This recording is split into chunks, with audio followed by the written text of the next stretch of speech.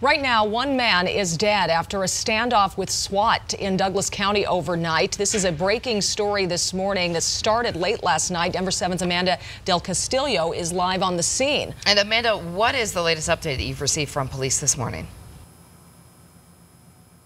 Well, we know that it started at 9 last night. We have to start with those neighbors. It was the neighbors in and around the 6100 block of Westview Circle. A lot of them were given reverse 911 calls. They were also told to evacuate the neighbors closest to the home.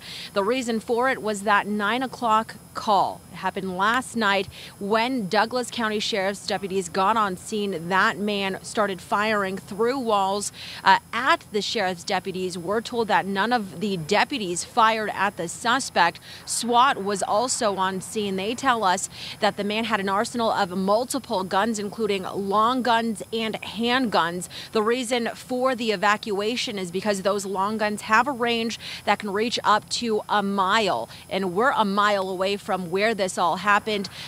Deputies pushing us back for our own safety. Now, we know that this is the home involved. You can see some of that fire in the top windows there. That fire breaking out at around 1:30 this morning. The cause of that fire is still under investigation, but we know that the SWAT officials, they were actually shielding firefighters as they were there fighting that fire. Then about 15 minutes later at 1:45 is when those SWAT officials went into the home and found that man, the shooter, dead. They are still trying to investigate exactly what led up to his death, and as I mentioned before, that fire. But all of this still unfolding now.